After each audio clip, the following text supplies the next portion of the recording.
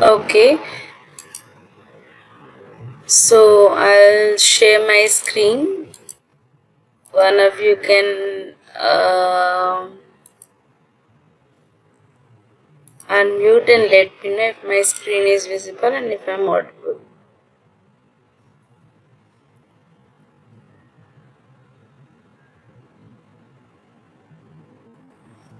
Yeah.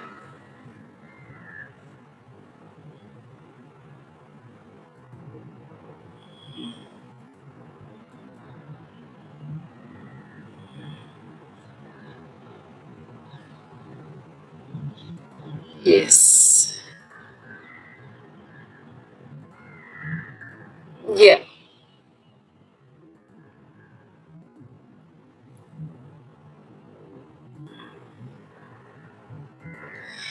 Okay. So, good afternoon, good evening, everyone.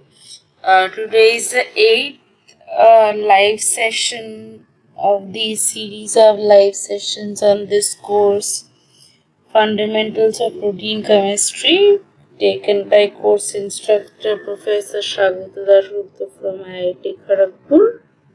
So, what we do basically in this course, in this live sessions, is that we discuss some old year, last year assignment questions, right? So, and we discuss not only the questions, we also discuss the concepts behind those questions. Our motive is to understand the concept, not only answer the question, so that it's easier for us to answer similar type of other questions as well. Okay. So, and we try to keep these sessions as interactive as possible. So, in case if you have a doubt, you can just unmute or maybe just type in the chat box and let me know. If I am able to answer at the moment, I will answer. If not, then I will ask you to give me time till the next class and I will answering you. I'll read about it and answer you in the next class, right? So that is the basically how we conduct our live sessions. So I'll go on to the first question for today, then I'll give you a time, a few minutes to think about it and answer. Then we will move on to the discussion. Okay. So the first question for today is, which of the following best describes the thermodynamic basis of the molten globule state? Option A, enthalpy driven compaction with high entropy. Option B, entropy driven compaction with low enthalpy. Option C, high enthalpy and high entropy state. And option D, low enthalpy and low entropy state. I will wait for a few minutes and one of you can try to answer. And then we'll move on to the discussion part.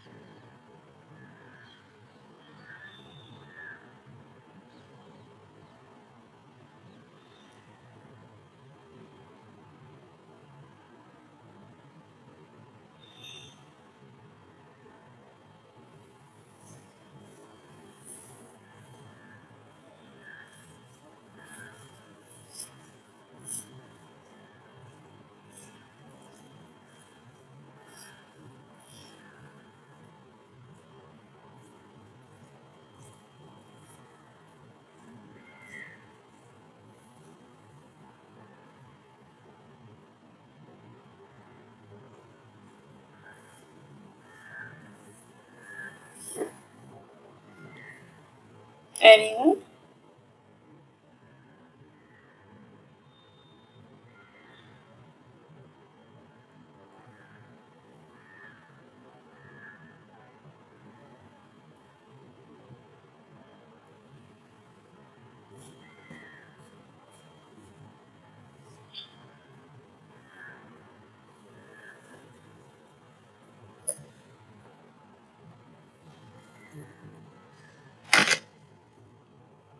Sorry.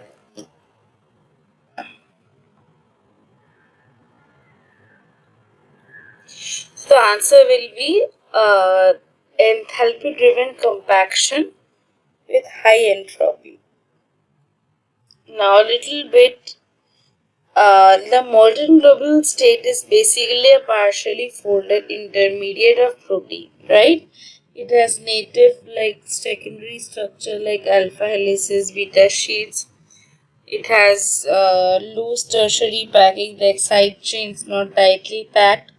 It has increased conformational flexibility compared to the native state, and it has a high entropy relative to the native state since side chains are dynamic. Now, lower enthalpy than the unfolded state due to secondary structure stabilization, but higher enthalpy than the native state since tertiary interactions aren't fully formed.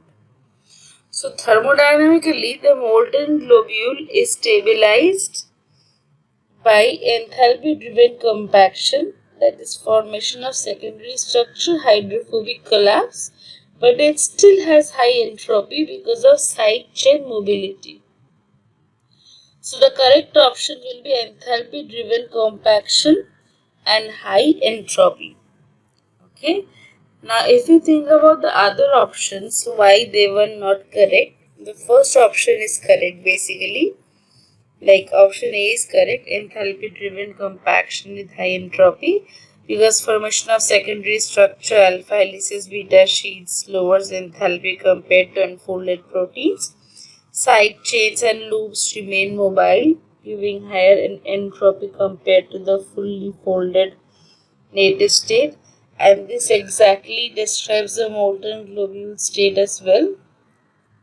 Option B, or entropy driven compaction with low enthalpy, is incorrect because compaction in proteins usually comes from enthalpic stabilization, right? Hydrogen bonding, van der Waals, hydrophobic effect contributes indirectly, and pure entropy driven compaction would mean ordering by randomness alone, which is not realistic here, right? Also, molten globule is not low enthalpy because tertiary packing is incomplete. Option C, that is high enthalpy and high entropy state, that is also incorrect because high enthalpy corresponds to an unfolded state, no stabilizing interactions. And high entropy also corresponds to an unfolded state because that will be maximum disorder. So that describes the denatured protein, not the molten globule. And option D is low enthalpy and low entropy state. That is low enthalpy plus low entropy describes a fully folded native state. Molten globule is less stable than the native state because of incomplete tertiary context. So its enthalpy isn't as low. Its entropy is not as low either since it's flexible. So the molten globule is correctly described by option A, enthalpy driven compaction with high entropy. Right? So that is the answer, but we'll go to the theory also. We have discussed a lot about proteins in these last few classes. Basically, a functional protein consists of one or more polypeptides precisely twisted, folded, and coiled into a unique shape. That is what protein structure and function is all about. For example, in case of sickle cell disease, if there is a change in the primary structure, a gene mutation will lead to a different amino acid. Like a side change in primary structure can affect a protein structure and ability to function. So, change in amino acid will lead to make it dysfunctional.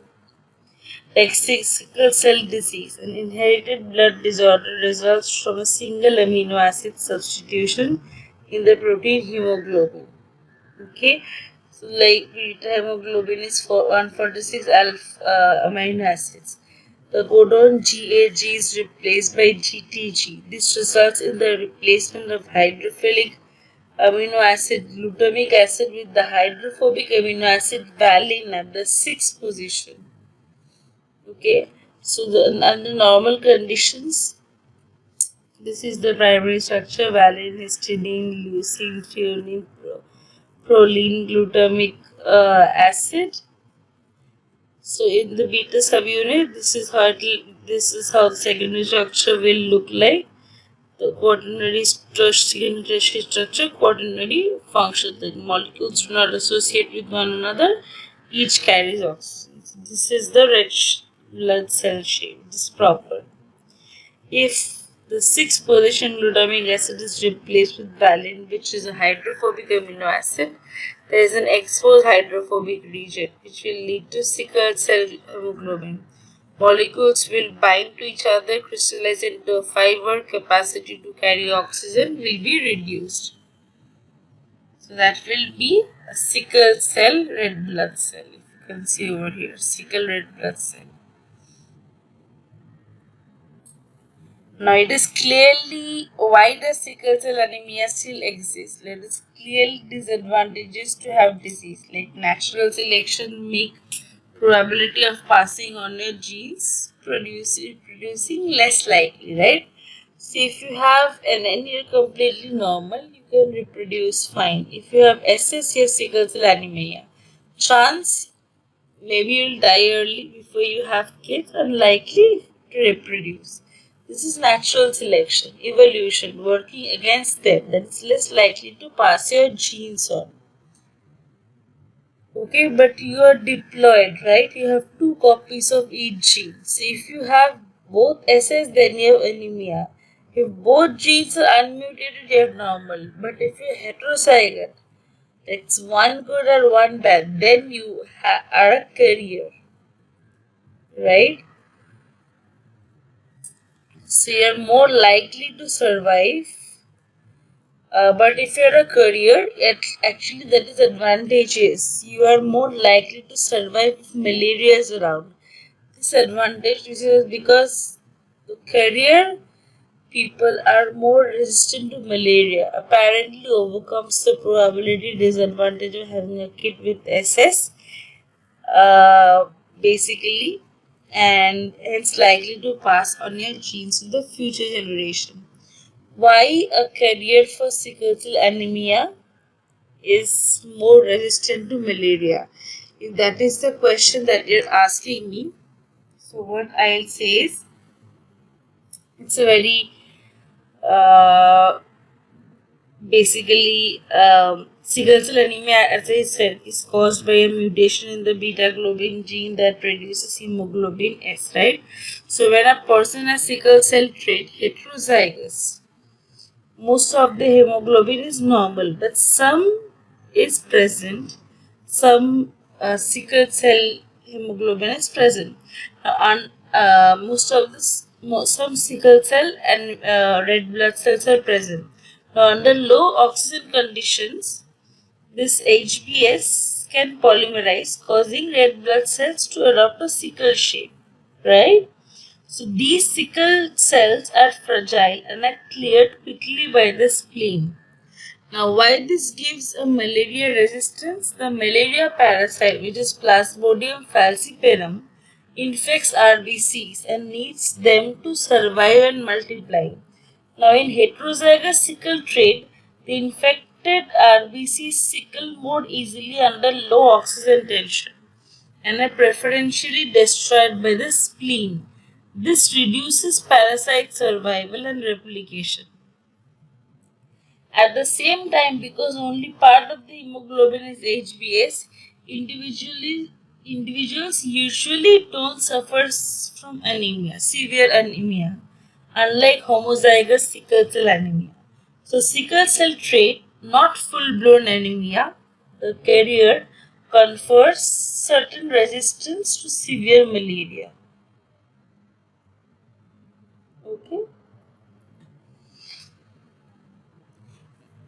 This is also explained over here. If you see, the why chances of surviving malaria is better if you're a carrier rather than a normal human. Okay, so normal, like both genes proper, then you are exposed to malaria more than people who are carriers. So the malaria parasite is a complex life cycle and spends part of it in red blood cells, right? In a carrier, the presence of the malaria parasite causes the red blood cells with defective hemoglobin to rupture prematurely, making the plasmodium unable to reproduce. Further, the polymerization of hemoglobin affects the ability of the parasite to digest hemoglobin in the first place.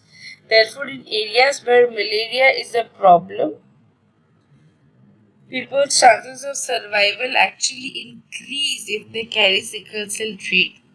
There is selection for the heterozygous mode. So the pathogen that causes disease spends part of its cycle in the red blood cell and triggers an abnormal drop in oxygen levels in the cell. Now in carriers, this drop is sufficient to trigger the full sickle cell reaction, which leads to infected cells being rapidly removed from circulation and strongly limiting the infection's progress. So these individuals have great resistance to infection and have a greater chance of surviving outbreaks, but will typically die from genetic disease unless they have access to advanced medical care. So those of the homozygous normal or wild type case will have a greater chance of passing on their gene successfully, in that there is no chance of their offspring suffering from sickle cell anemia. So yet they are more susceptible to dying from malarial infection before they have a chance to pass on their genes. Okay.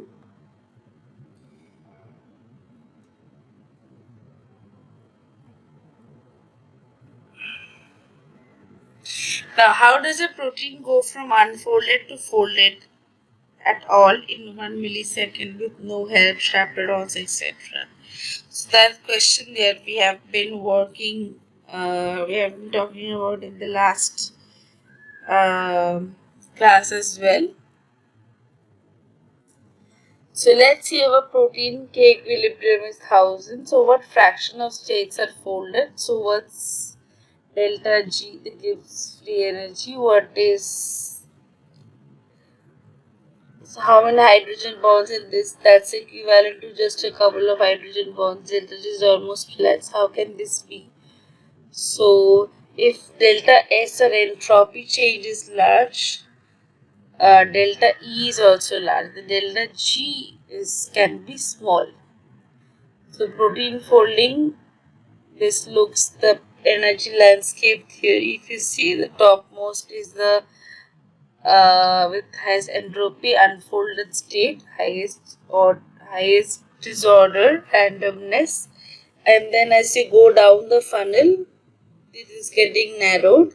That is the intermediate stage, the molten globule state, and finally at the end, at the bottom, is the natal state with lowest entropy. Okay, so it's fast on a millisecond time scale for single domains. Okay, and unfolded proteins roll downhill towards smaller populations of conformations. It's highly cooperative. Okay, like intermediates are rarely observed. Heterogeneity of the starting points, each unfolded molecule has different conformation and different path downhill the folding funnel. Okay, and in many cases it's coupled to translation.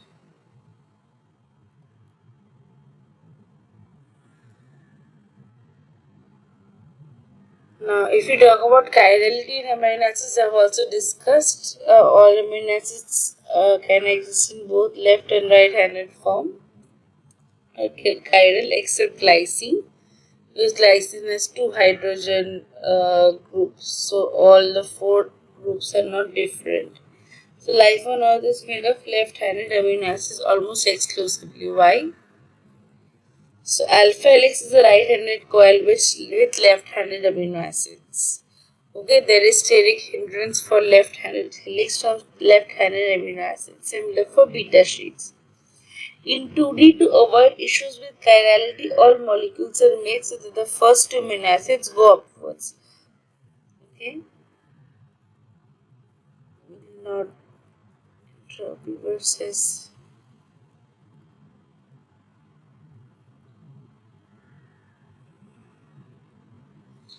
So basically, proteins can fold.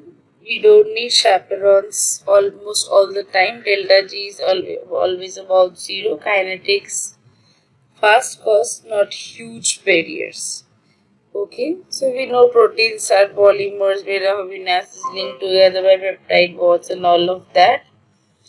These are the most important organic substances in a living cell. They have a high molecular weight, ranging up to several millions, and proteins perform various functions.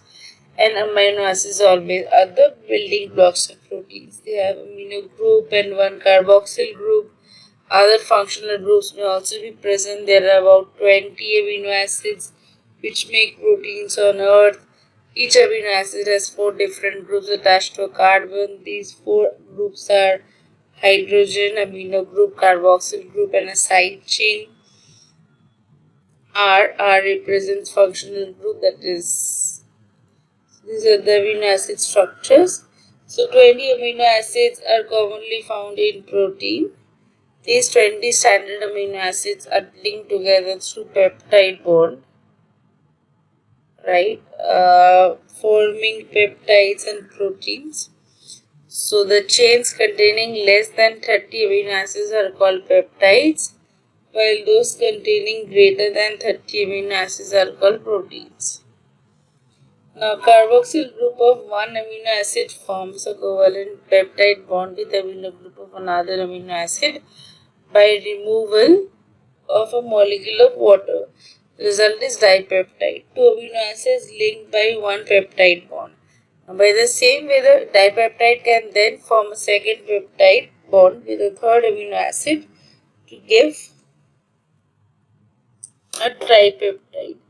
The repetition of this process generates a polypeptide or protein of specific amino acid sequence. Okay, so there are 4 levels of protein structure: primary, secondary, tertiary, and quaternary. This is a linear sequence of amino acids forming a polypeptide chain. At one end is an amino acid with a free amino group, the N terminus, and at the other is an amino acid with a free carboxyl group, the C terminus. Only a few plant proteins occur in the form. So higher orders of protein structure. Functional protein is not just a polypeptide chain, but one or more polypeptides precisely twisted, folded, and coiled into a molecule of unique shape. The conformation is essential for some protein function. If we talk about the secondary structure, the most long polypeptide chains are folded or coiled, and this brings about the secondary structure. The folding of the polypeptide chain is maintained by hydrogen bonds formed between adjacent amino acids. Alpha helix, it is the most common form of coiling. It's right-handed coil strand. It is stabilized by hydrogen bonds between H of NH2 group and O of CO group of 4th amino acid away in the peptide chain, I plus 4. Right? Although hydrogen bond is weak, the large number of maintains a stable structure, like keratin in hair, myosin in muscles. Whereas in beta sheet, it's another form of secondary structure, right? It's like a sheet-like structure and not rod-like. The hydrogen bonding is between strands, like interstrand rather than within strands. Pairs of strands lie side by side. The hydrogen bonds occur between H of NH2 group of one strand and O of CO2 CO group of another strand. The two strands may be parallel or antiparallel like silk fibroid. If we talk about tertiary structure, it involves folding and coiling of a polypeptide chain to produce a complex globular shape. And this structure is maintained by four types of bonds. Disulfide bonds, SS bond, formed between two cysteine residues. Hydrogen bonds formed between H of NH2 group and O of CO group. Ionic bonds formed when an acidic and a basic amino acid are ionized and lie together. And hydrophobic bonds formed because of tendency of non-polar side chains of neutral amino acids to closely associate with one another. If you talk about the quaternary structure, it refers to the association of two or more polypeptide chains to form a stable unit. Identical units like homogeneous proteins and dissimilar units like heterogeneous proteins. Okay. Now, biological functions of proteins, there can be membrane proteins. Proteins and lipids form the major components of cell membranes. Many enzymes are associated with the membranes. Then all the enzymes, the proteins, they are biocatalysts. Hormones, many hormones are peptides and proteins. They play important role in regulation of metabolic activities. Then we have blood proteins. You include the plasma protein and the hemoglobin. And then we have some antibiotics like ramicillin S, tyrosine, and penicillin G, which are peptides. Now these are conjugated proteins plus nucleic acids of cell nuclei. We know about the protein backbone, that is the biochemical view, basically representing unit of NHC alpha 8 and C prime O. We can also look at the repeating units from C alpha to C alpha. Now, bond lengths almost equal in all groups in all proteins. Bond angles almost equal in all groups in all proteins. A C alpha atom belongs in two units. All atoms are in unit coplanar, preferable by describing structural integrity. Now, geometric and structural view, polypeptide chain divided into peptide units like the C alpha atom and the carboxyl group of residue I, an amino group and a C alpha atom of residue I plus 1. There are digit groups. Rotation on the bond CN is prevented by energy barrier. And peptide units are joined by covalent bonds between C alpha atoms. These peptides can rotate along two bonds, NC alpha and C alpha C, that we have discussed in the Ramachandran plot, right? Two radial angles for each phi and psi, 2 degrees of freedom per unit determine the conformation of the backbone. All this we have discussed in the Ramachandran plot. We were discussing the Ramachandran plot. Now, dihedral angles, like the repeating values of phi and psi along the main chain, result in regular structure. And repeating values of phi 57 and psi 47 minus 47 give a right-handed alpha L helical fold. And repeating values give subchains with conformations that allow interactions between nearly parallel segments. Now, most combinations of phi and psi angles are not allowed. A secondary structure defined by patterns of hydrogen bonds between backbone amide groups, side chain, main chain, and side chain hydrogen bonds are irrelevant. The amino acids in the interior core of a globular protein have hydrophobic side chains. Water soluble proteins fold to pack hydrophobic side chain into interior and results in hydrophobic core and hydrophilic surface, and the main chain must fold into interior too. So the main chain is hydrophilic, N-H, hydrogen bond donor, C double bond O, hydrogen bond acceptor. So these groups must be neutralized to the formation of H groups. H was secondary structure. Alpha helix, right-handed coiled conformation, backbone NH group I plus 4 form hydrogen bonding with backbone CO group I, 3.6 residues per turn, variations with chain mode loosely or tightly coiled are possible. Backbone dihedral angles around this, sum of phi and psi angles of consecutive residues around 105 degrees. So has between 4 to 40 residues, all H bonds point in the same direction, aligned along helical axis. Dipole moments for residues are aligned along axis. Okay. This is the representation. We have talked about beta sheets. Now from secondary structure built from connected by loop regions, right? Various lengths, irregular shape at the surface of the protein, rich in charge and polar residues, easier to predict all of that. So in homologous proteins, almost always insertions and deletions occur in the loop regions.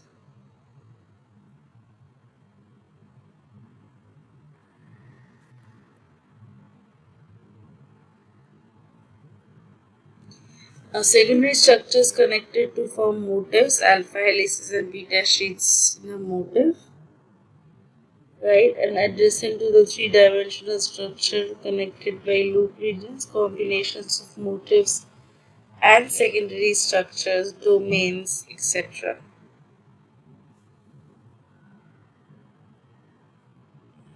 Okay.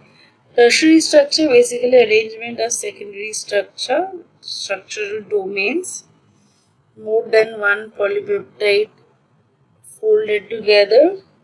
Native conformation like direct consequence of primary structure. Chemical environment like water-based, oily interior of a cell membrane. So far, no reliable computational method exists to predict the native structure of an amino acid sequence.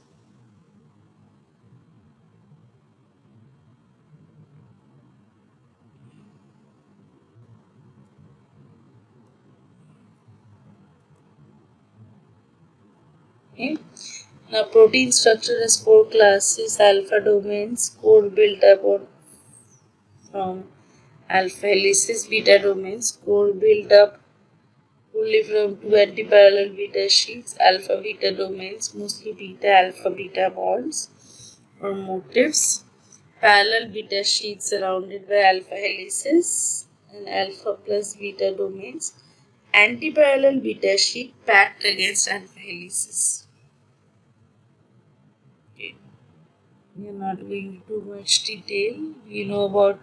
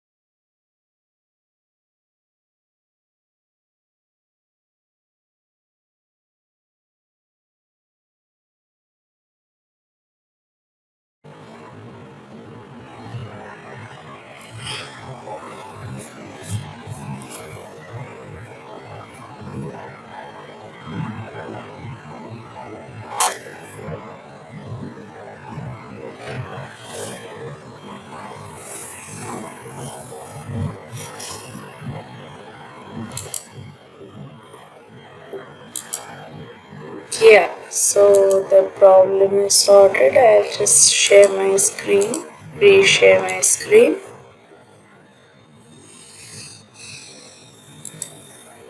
Yeah, so we know about the basically it being a polymer. For carbohydrates, it will be chains of glucose. The monomer will be glucose or any kind of sugar moiety, and the carbohydrate will be linked glucose units. Like so, lipids, for example, they are fatty acids, and the example is like triglyceride. If you can see, there are fatty acid chains. For proteins, monomer will be amino acid and the polymer will be basically proteins. We have talked about the anatomy of an amino acid, C side chain, amine group, and functional group, acid group. So peptide bonds link amino acids. So no form when the acidic group of one amino acid joins the amine group of a second amino acid. It's formed through condensation and it's broken through hydrolysis. Okay. A peptide bond formed by condensation when the acid group and the amine group of two different amino acids join and release a molecule of water. And when peptide bonds are broken by hydrolysis, the hydroxyl group OH and hydrogen from water are added. Okay. Now we have talked about essential, non-essential and conditionally essential. All of these essential amino acids must be consumed in the diet because they are essentially in your diet because they are not made by your body. Non-essential are made by your body, so they are basically non-essential in your diet.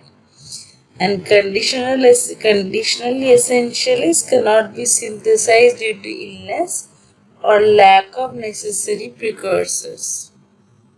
Okay, and premature infants like lacks sufficient enzymes needed to create arginine.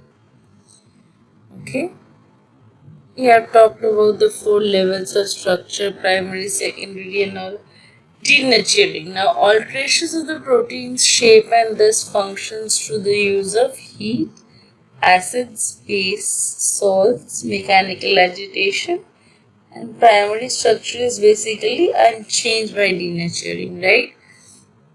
So the tertiary structure or the 3D structure is disrupted and it forms the primary structure. It's given the primary structure is a denatured protein. So coming back to the question that we started with, which of the following describes thermodynamic basis of the molten globule state? It will be the first option, enthalpy driven compaction with high entropy. So I'll give you a few minutes. If you have any questions, you can ask me, or we'll move on to the next question for today.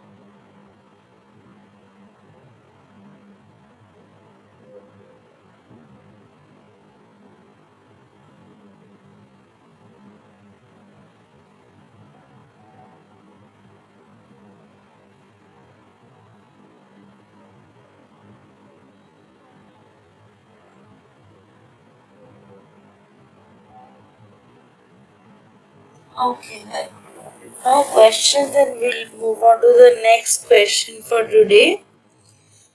A small globular protein. One second. Yes. A, s- a small globular protein unfolds with a delta H of 125 kilojoule per mole and a delta S of 0.4 kilojoule per mole Kelvin at 25 degrees Celsius. Calculate the delta G of unfolding at 25 degrees Celsius. The options are A. 34.35 kilocalorie per mole, B. 27.38 kilocalorie per mole, C. 115 kilojoule per mole, and D. 5.74 kilojoule per mole. I'll give you a few minutes. You have to not only solve the maths question but also explain. Okay, I'll just give you a few minutes.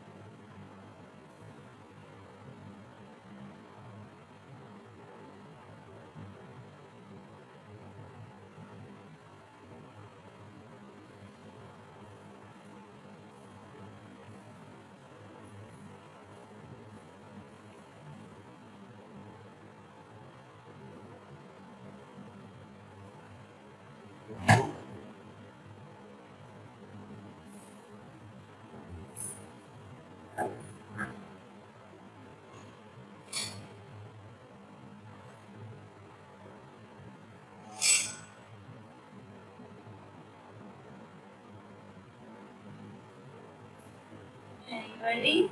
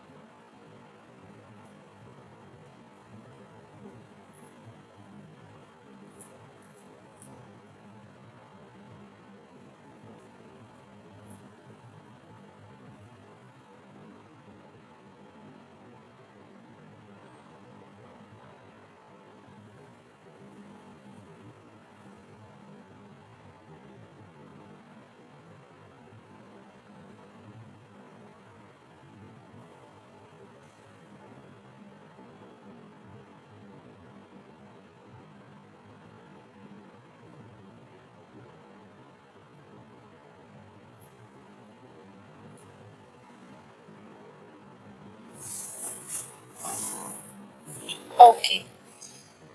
So the answer will be 5.74 kilojoule per mole.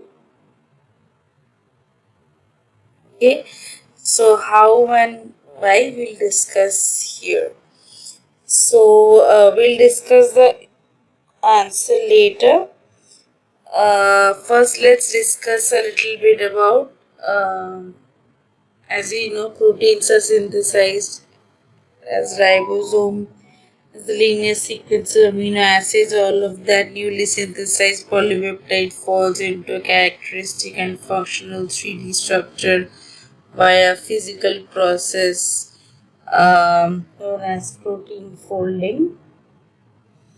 And interactions among amino acids lead to formation of a folded 3D structure known as native protein, and 3D structure is determined by amino acid sequence. Now, protein folding in a sequential manner, newly synthesized polypeptide chain emerges from the ribosome.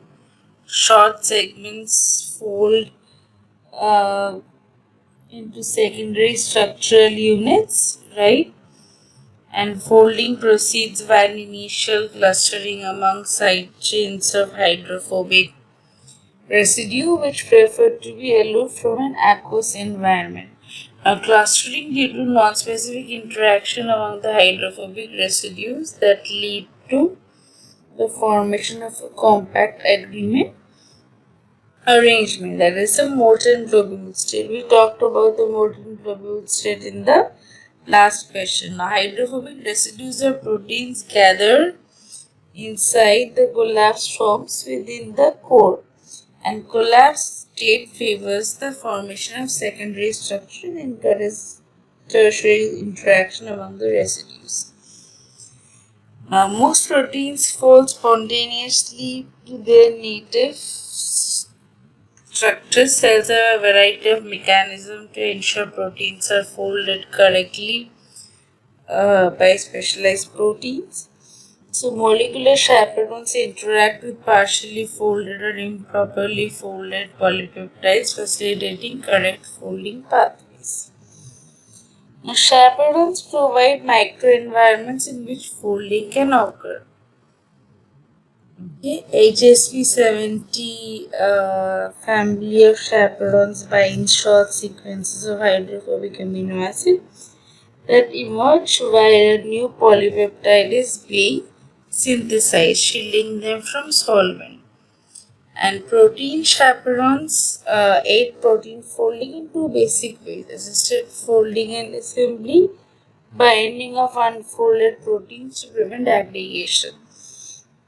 And chaperones like HSP60 acts as chaperoning in the folding process together with an HSP70 chaperone. The central cavity of the HSP60 chaperone provides a sheltered environment in which a polypeptide folds until all hydrophobic regions are buried in its interior, thus preventing protein aggregation. Okay. So, what are the enzymes involved in protein folding? Like we have protein disulfide isomerase. Protein sulfide isolase catalyzes oxidation of cysteine residues to form disulfide bonds. Cysteine forms disulfide bond with cystenyl residue by catalyzing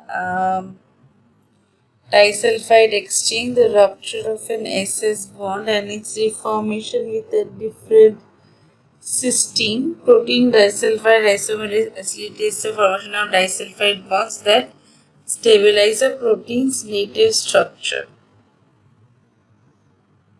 Now, eukaryotic sulfhydryl oxidases are flavin dependent. Dietary riboflavin deficiency accompanied by an increased incidence of improper folding of disulfide containing proteins. Peptidyl prolyl cis trans isomerase, all X peptide bonds where X represents any residue, are synthesized in the trans configuration. So, protein misfolding, we have talked about incomplete and incorrectly folded proteins that present two serious problems to the cells. Loss of function due to absence of correctly folding protein, like cystic fibrosis, which is basically cystic fibrosis transmembrane conductance regulator, is a membrane protein and encoded by the CFTR gene. It encodes for an ABC transporter class ion channel protein that conducts chloride ions across epithelial cell membranes, and mutations of ACFTR gene affect chloride ion channel function, leads to dysregulation of epithelial fluid transport in lung, pancreas, resulting in cystic fibrosis. An aggregation of incorrectly folded proteins.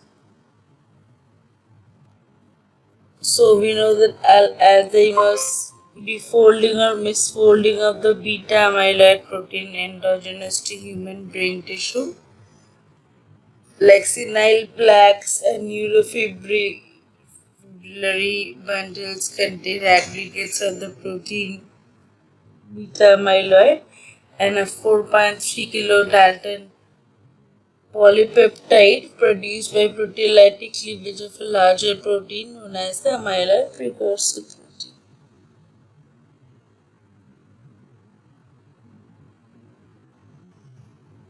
Right? So,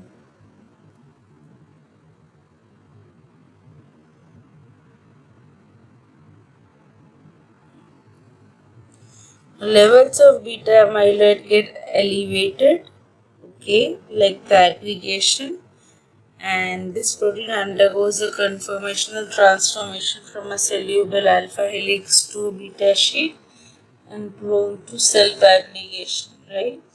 And apolipoprotein is a potential mediator of this conformational transformation.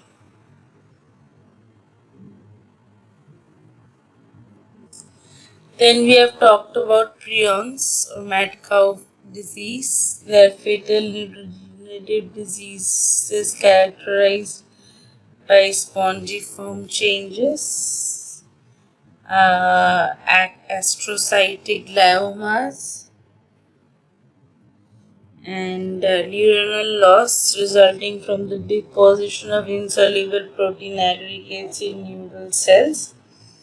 So they basically include Creutzfeldt Jakob disease in humans, crepey in sheep, and bovine spongiform encephalopathy in cattle.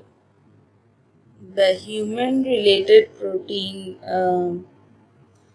prion-related protein PRP is basically nothing but a glycoprotein encoded on the short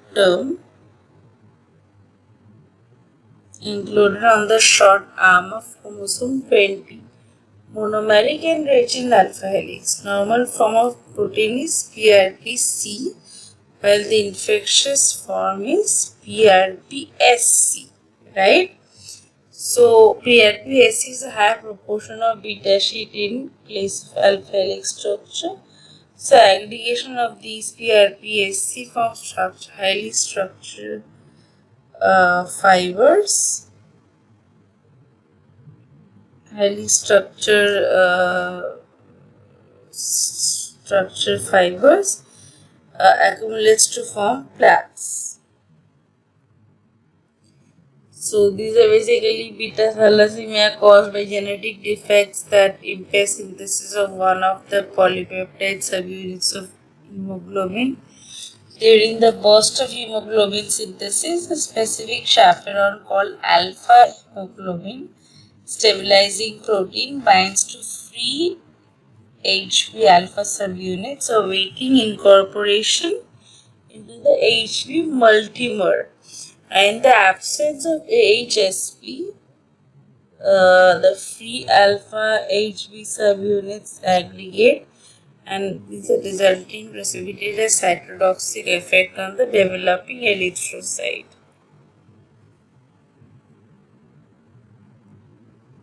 So in protein folding steps, regions of secondary structure may form, followed by folding into super secondary structures.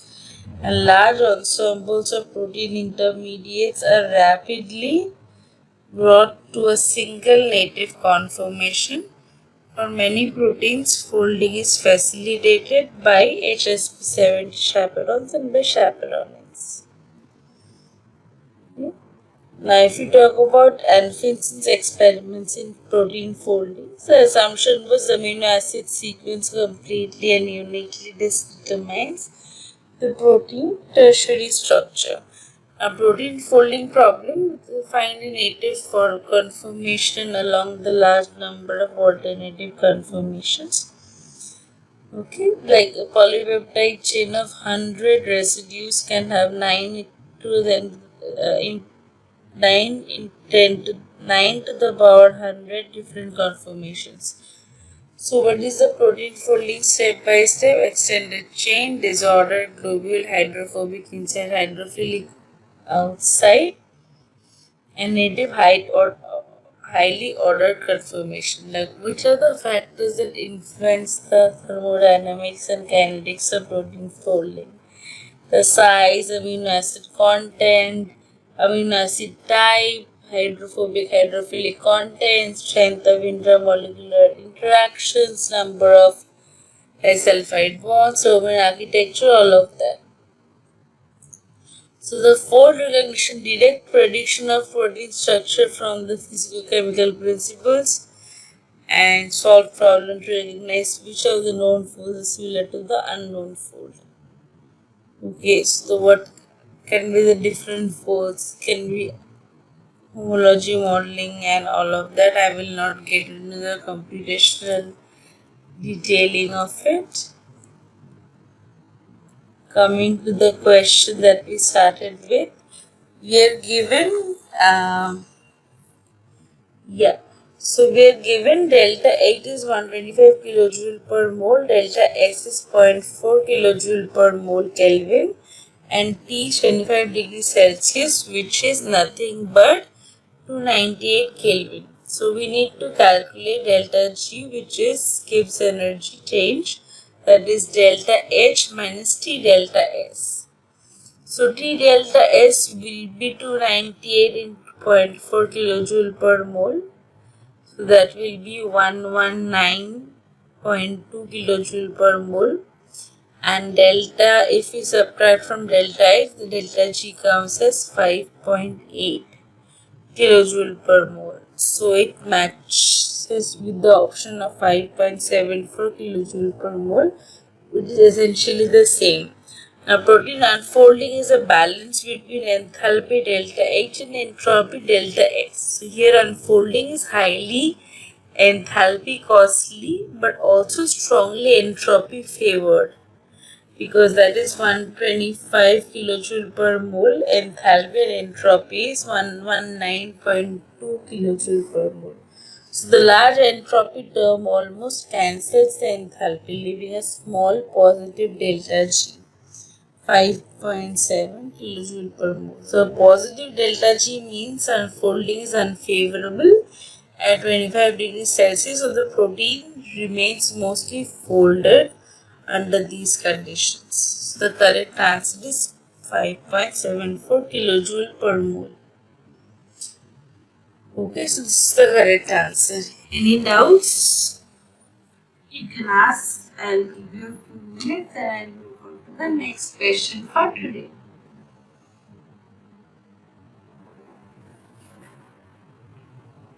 Okay.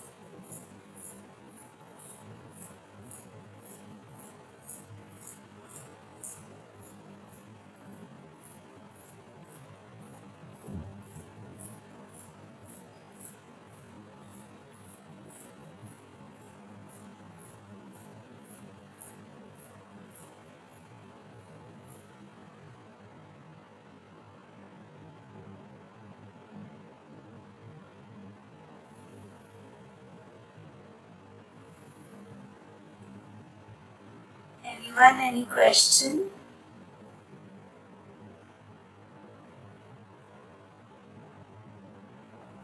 Okay, we'll go on to the next question for today.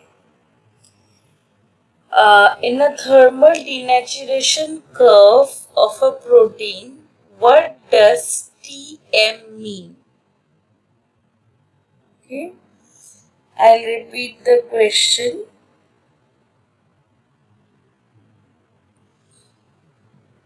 In the thermal denaturation curve of a protein, what does Tm represent? A. Temperature of maximum stability. B. Temperature where denaturation begins. C. Melting temperature where 50% of the protein is unfolded. And D. Temperature where denaturation is complete. I'll give you a few minutes to think about it and then we'll discuss.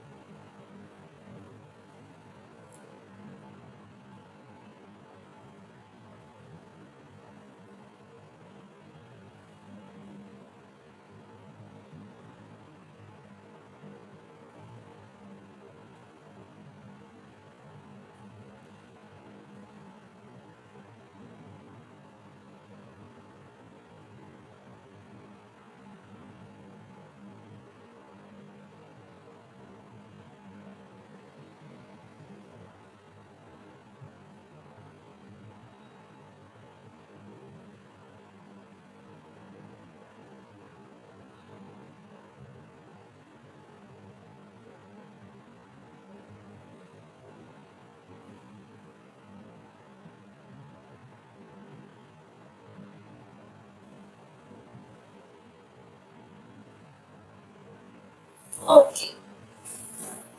So the answer will be obviously melting temperature, but 43% of the protein is unfolded. So basically, option A is incorrect. Temperature of maximum stability, definitely not. Maximum stability is usually at a temperature below Tm, because delta G for unfolding is most positive there. Option B is also incorrect, which says that temperature where denaturation begins. No, denaturation typically begins before Tm. Tm is not the very first point of unfolding. Option C is correct. Melting temperature, 50% of the protein is unfolded. By definition, Tm is the temperature at which half of the protein population is unfolded and half is folded. So at this point, delta G for folding is equal to 0. Like folded and unfolded states are equally stable. A temperature where denaturation is complete, option D is incorrect, that occurs above Tm. So when nearly all molecules are unfolded, right?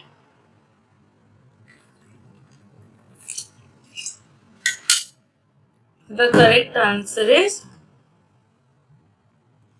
C.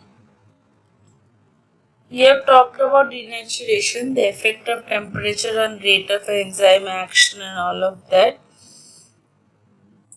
It's a phenomenon that involves transformation of a well-defined folded structure of a protein formed under physiological conditions to an unfolded state under non-physiological conditions.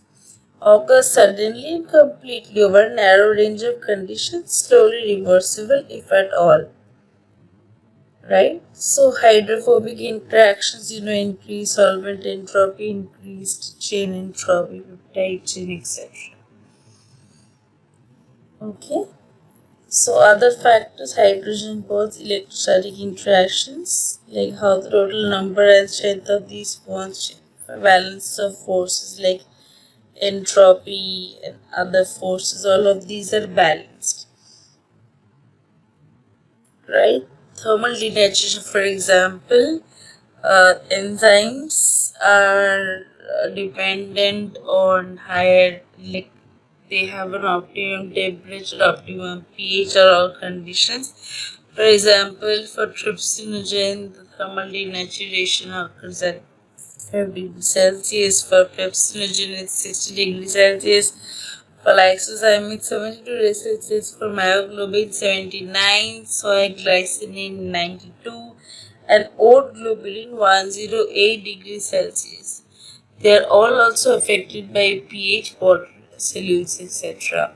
So, if you see the graph over here, native structure on y-axis, concentration of denaturation to temperature. So while this denaturation is sudden, you see it's a steep drop, right? From 100% to 0%, it's a steep drop. So it's a cooperative process. Partly denatured structure is weaker, so begins to change faster. So what are the different types of denaturation? Can be because of temperature, organic solvents, surface, pH, shear.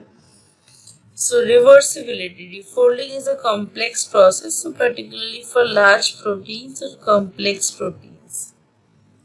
Energy surface, like free energy density confirmation, many secondary minima amongst denatured states, one native state. True energy minima. Behavior of denatured protein, like hydrophobic core, hydrophilic surface, fast under non-physiological conditions and slow under physiological conditions, slow aggregated or other ingredient interactions. So unfolding forces some hydrophobic amino acid to surface. Consequences of denaturation, loss of enzymatic activity, destruction of toxins, improved digestibility, loss of solubility, changes in texture, the conversion of a biological functional molecule into a non-functional form. There are many denatured states, but one native state. Proteins can regenerate to their native state, but slowly. So, denatured proteins have a greater tendency to aggregate. So, destruction and building of the secondary and tertiary structure of protein. Denaturation and folding of proteins, like proteins are synthesized on ribosomes as linear polypeptides. As they're synthesized, but they assume secondary and tertiary structure. Activity of proteins depend on the integrity of its final tertiary structure, also referred to as the native form. So the native form of protein is not very stable structure. It's vulnerable to change by heat, high salt reducing agents, detergents or organic solvents, right? So all these treatments resistance the weak interactions responsible for the higher order structures. So destruction of the higher order structures leads to the loss of activity of a protein. This process is referred to as the denaturation or unfolding. So may not require complete unfolding of proteins. It might still be a folded structure but in random conformation, and denaturation of is cooperative. That is, changes in one part of the protein accelerate the changes in the other. So some proteins are resistant to denaturation by heat. Proteins of hot spring bacteria stable at 100 degrees Celsius. The primary structure of these proteins are not very different from those from normal bacteria. So it remains a biochemical puzzle as to explain the stability of these proteins. This heat destabilizes the edge bonding. Detergents, urea, organic solvents destabilize hydrophobic interactions. Extreme pH conditions cause ionization of side chains, resulting in electrostatic repulsion and collapse of structure. Since the ribonuclease, denaturation of proteins by heat and guanidine chloride. So, in 1950, Christian Anfinsen showed the denaturation of ribonuclease by urea and reducing agent led to the complete loss of activity. Removing the urea and reducing agent from this mixture resulted in a complete denaturation of the enzyme.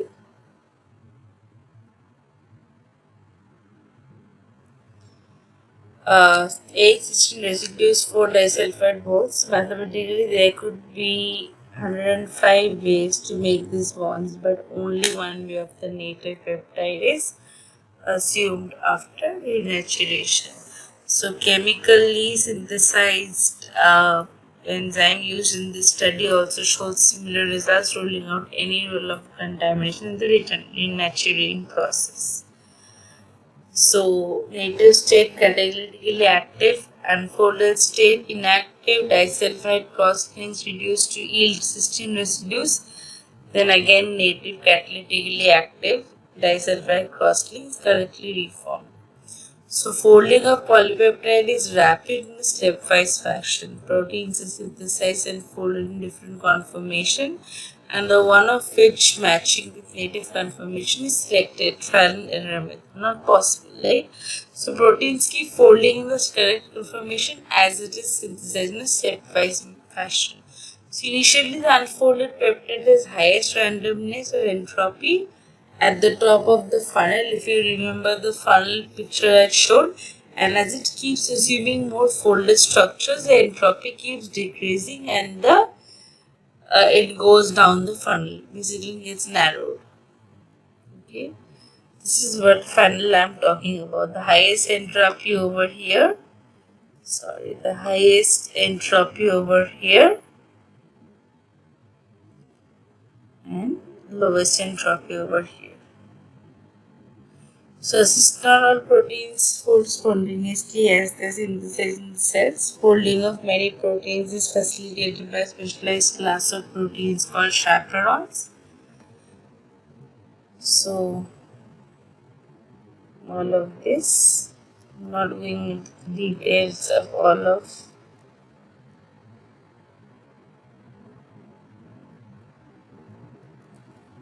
Yeah. So if you can see, 50 years ago, the elegant experiments of Christian and Vincent showed unequivocally that the linear sequence of amino acids of a protein, its primary structure, encodes all the information for its three-dimensional structure. It is now clear that the sequence directs the interactions both between component amino acids and between the protein and the solvent, and these interactions are governed by thermodynamics. What is not clear is how the sequence encodes the complex structure of a protein.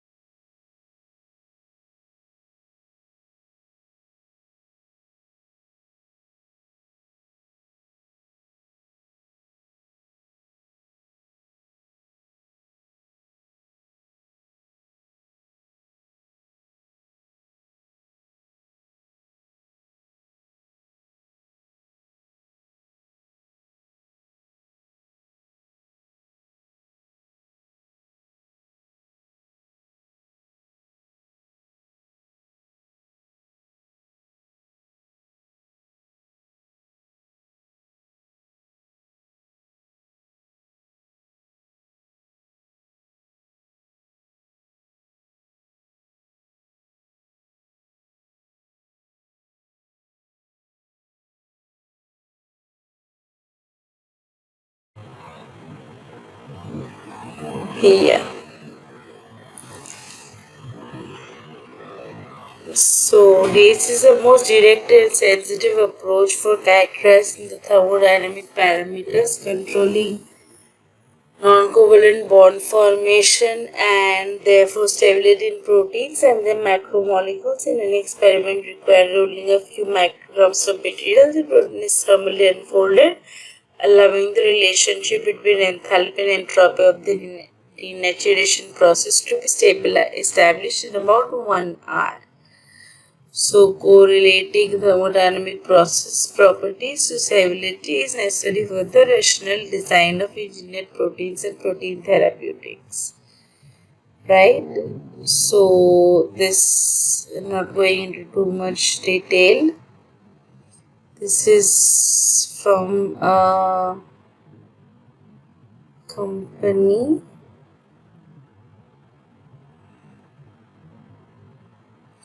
So, understanding the thermodynamics controlling the formation of macromolecular non-covalent bonds is necessary if the premise is of diverse endeavors such as the design of supramolecular assemblies and therapeutic proteins are to be realized. So, many factors are responsible for the stability of a protein, including hydrogen bonds to the solvent and intermolecular interactions. So, rigorous characterization of the thermodynamic basis of a protein stability is prerequisite for enhancing its thermal and functional characteristics by sequence alteration.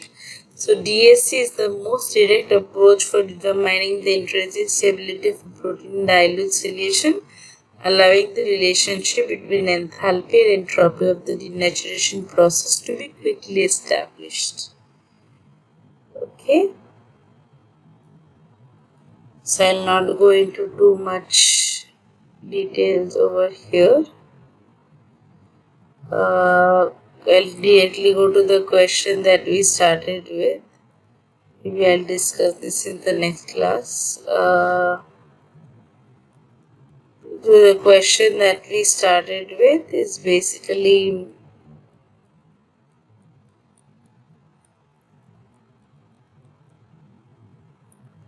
thermal denaturation protein, where does Tm represent? It represents the melting temperature where 50% of the protein is unfolded. So, did any of you have any questions? I'll wait for a few minutes.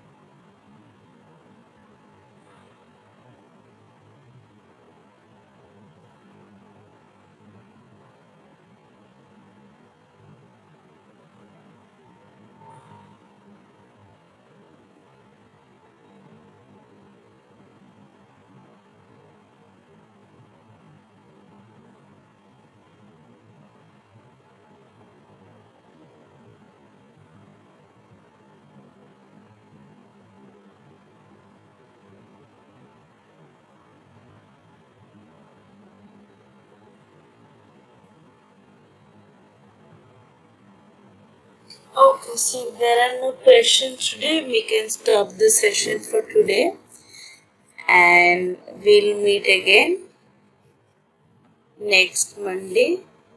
Same link, same time. Thank you.